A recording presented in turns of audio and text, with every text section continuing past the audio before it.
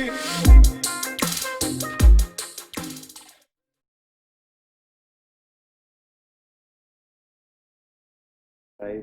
welcome you all to this session on Moodle Learning Management System.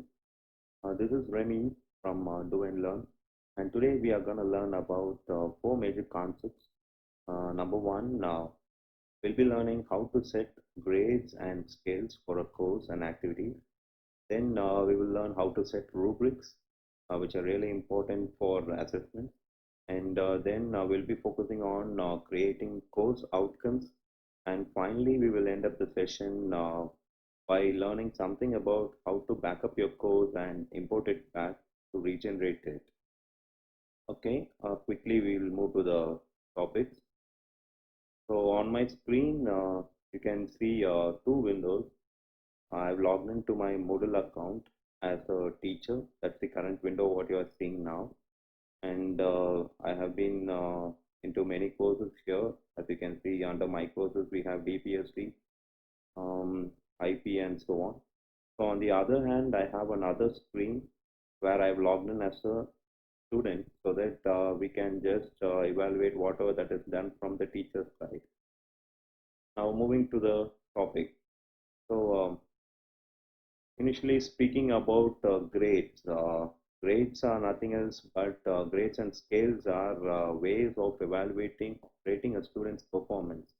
Actually, from the administrator's side, we can create scales and grades for the overall site. I mean, for the whole Moodle administration unit. Or we can create our own scales and grades for our courses, and then we can use it as a teacher. Whereas the admin side applies for all the teachers, and the grades and scales which you create for your own courses is applicable for only your courses. Now moving on to the grades process. So let's take an example of creating an activity, and with the help of that activity, we'll move into the grades and scaling part. So let me select my subject first, the course. So on my left hand side in the dashboard, as you can see, I have a course called as IP, which is Internet Programming. I just log into it, and let me create a small activity under Unit 1, which is Programming. So I'll go to this menu called as Add an Activity or Resource. I'm focused on creating an assignment as of now. So let me select this assignment menu, and I click Add. So we have the page for creating a new assignment. So let me give an assignment name. For example, let me call it as assignment 2. And the description, you can write some description about what the assignment is and what are the students supposed to do. We will ask them to create a HTML page with the images. Yeah, so that is the requirement, and for this they are supposed to submit a certain document, so we will give them certain criteria. So let me put it like this: submission. So the first document what they will be submitting is the code. Second one, I need them to give me the snapshot of the output. And also I just want them to work in an IDE, so maybe a snapshot of the code in the IDE. Okay. So okay, I'll modify this as submission requirement. So these three are the submission requirements. So the question is typically create a HTML page with images. So they are supposed to create a HTML page, a web page with maybe like 2 or 3 images as per their wish. But the requirement is that once they have completed, they are supposed to give me 3 elements. One is the code, second one is the snapshot of the output, and third one is the snapshot of the code in the IDE. So I'm not going to add any files to it. I just leave it as it is. And if you enable this option, disable display description on course page, so all these details will be available in their home page on the course. So let's go to this availability part, and it is as usual, today is 22nd, okay, and I give them some 7 days time to complete it. And I don't want Moodle to remind me to create it, so I just disable it. And moving to the next one, since they're going to submit three different files, I'm not going to enable this online text, so I just disable it. I just enable this file submissions alone, and I'm expecting three documents from them, so I keep it very specific. So the maximum number of uploaded files is three, and yeah, I hope the document doesn't exceed 2 MB, so I just keep it as it is. And there's no restriction to the accepted file types. They can give me an image or a document, whatever it is. So that's it. Your, the assignment is created as of now. Now, how do we grade this assignment? So as we have talked in the beginning, our topic is focused on how to grade and how to scale this. So as you move down this activity level, you can find a menu called as grade. Just click on that. Then you have some options below that. The first option is the type of the grade, which is usually a point system, where the maximum grade is 100, so it starts from 0 to 100. Or we have one more option called as scaling.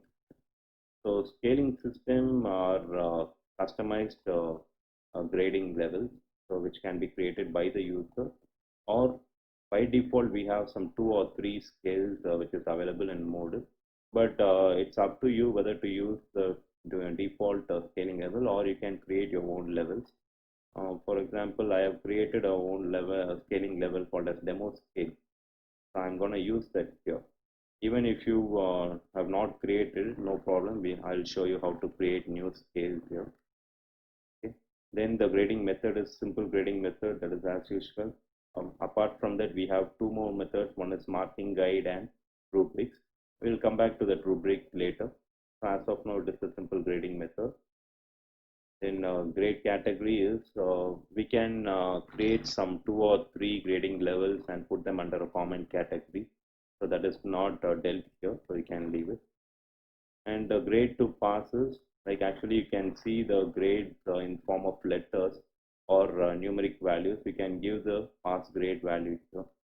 And the other 3 options are self-explanatory. You can explore it later. So once this is over, you can just give save and display. So as you can see here, this is the assignment that has been created, and then we have view all submissions and grades. So moving to the students part, as you can see here, this is the students login. I'll click this IP, that is the course, and the assignment has been created here. Now it is fine. We have created an assignment. We have created a grade level. Now how to do the scaling part, that is really important here. So we'll move to the teachers login again. You have a menu called as grades here. You can click that. Then we have many sub menus. Under this, we have an option called as scale. So if you click that, as I told you, we have some predefined scales that you can see here, the standard scales that are created by Moodle by default, and also some standard scales that can be created by the Moodle administrator will also be defined here. See, we have 2 scales that are predefined. One is the default competency scale, which has only 2 levels. One is competent or not incompetent. It means that you have only 2 levels to assess the student. So let's say if you categorize the students into 2 categories, one is who are getting less than 50 and someone who is getting more than 50 out of 100. So you call those students who get less than 50 as not yet competent, whereas the others who are above 50 as competent students. So this is one way of finding the level of students. And as I told you, I have a customized scale here, which is called as demo scale. And we have 4 levels here. One is fail, acceptable, average, and excellent. Now let's see how to create our own scale. So in this option, we have a small menu called as add a new scale, which is a button. You just click it. Then you have the main scale page. You can type the name of the scale. I'll call this as demo scale 2. And if you enable this option standard scale, it means that this comes under the standard category which is available for everyone, so not only your person. Since it is done by the administrator, we cannot do it. That's why you can see a disabled button here. Then these are the scales which we are going to use. As you can see, every scale has to be differentiated with the help of a comma. So what I can, according to this demo scale, I have some three categories. Let's say I'll say the first category is poor, and the second category is good, and the third category is best. Let's say we have only three categories here. So this description is for the teacher as well as the students. They will come to know what all these scaling levels are. So first, for poor, these are just descriptions, and you can write anything here. I say poor students are those students who have less than 50% of marks, and good students are the ones who have between 51 percentage to 75 percentage. Can keep it like this so that it is more clear. And the last one is best, so more than 75%. So that's the criteria what we fixed. Now we are done with this. We have entered the name of the scale and the scale category as it is. So these are very important, and it should be differentiated with the help of a comma so that we have three categories here. The number of categories, it's not limited, but the more number of categories what you give, the more clear your scale will be. And then you can go for save changes. Now the scale has been set. As you can see, your scale is displayed here, poor, good, and best. But under this use category, it says no. It means that we have not yet used this scale as of now. So no problem. We'll go and use this scale in one of our assignments as we have done before. Now, one more additional concept which we are supposed to learn here is the grading letters. As I told you, these scales come under the grading part. So grading and scales are nothing else but these attributes help us to understand the level of students. So we have a grade letter here by default created by Moodle for us. And if you want, you can customize this. You can just go for edit grade letters and you can change these letters. So as of now, it is given like those students who are in the category 100% to 93%, they have a grade called as A. And those students from 92.99 to 90%, that is A minus, and so on. So if you want, you can just customize this according to your course or university. So that these grade letters will be reflected back in their final grade. Now, how do you assign the scale that has been created to the activities that you have done before? So for that, you move to your course. So under that, we go to the exact activity. The activity that we have created just now is the assignment. I'll go to the edit part, and below that you have an option called as grade. Under that, you have a type scale, and below that, which is previously demo scale, now we have created a new scale. So we'll click that, and then we will update it. So save and display. So you can see the summary of the grading. So it is hidden, it is not hidden from the students. We have 66 participants and none of them has been submitted. Now how to check whether this grading is working fine, and what is the grade obtained by the students. So for this we need to go to the students login. I'll just move to the students login, and I will just submit this assignment as a student. Now we have the students window that is displayed. Okay, we have this assignment 2. Fine, now let me click this. Okay, so the status is no attempt, not graded, and so on. So let me start submitting this assignment so that we can see how this grading works. I'll go for add submission.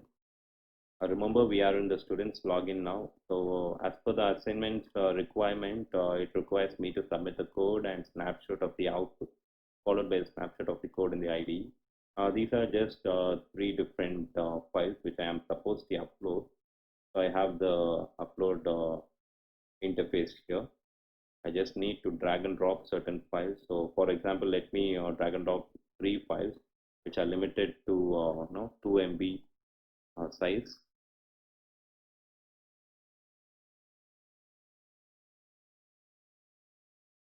Okay.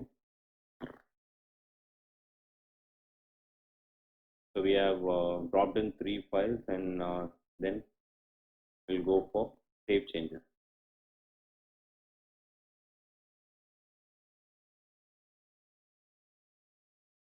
Okay, hope it is successfully saved, and you can see the submission status now. It is submitted for grading, but the grading is not yet done because it has to be done by the teacher. And if you want, you can edit the submission or remove the submission. So I'll leave it as it is, and I will move to the teacher's screen and start grading it. As you can see, just click this assignment 2 so that it refreshes, and the number of submission is changed to 1 now. So let me go to view all submission and start grading it. So you can see this is the user which I've logged in on the other window, and it is submitted for grading. So let me start grading it. And if you want to know the other details here, that is displayed lost modified, and we have three files that is submitted by the user or the student. So let's click this grade option. So on your right hand side, you have the files that are given by the student, and on the left hand side, the contents that are written by the student. Since we have disabled the writing part from the student submission, we are focused on the right hand side here. So you can see three files. So the teacher is supposed to open these files and check all the contents, but since this is an example, we are not going to do it. We just assume that we have already read all those three files, and we are supposed to assign this grade. And when I click this menu, you can see the scale that has been created by us in the previous some 2 or 3 steps before. So we have created a scale called as demo scale 2, which has three options. One is best, good, and poor. So according to the student submission, we evaluate it, and finally we grade the student under any one of these three categories. So let's say I'm saying the student submission is really great, and so I give this best. And if you want, you can type some feedback here, and once that is done, you can go for save changes. So the changes to the grade and feedback were saved, and before that I made sure that I enabled this notify students, so that whatever grade that has been given has been notified to the student. Now we can check this from the student's perspective. We'll move to the students window. So as you can see, I have to refresh this page. Okay, and you can see the status of my grading has been changed to graded.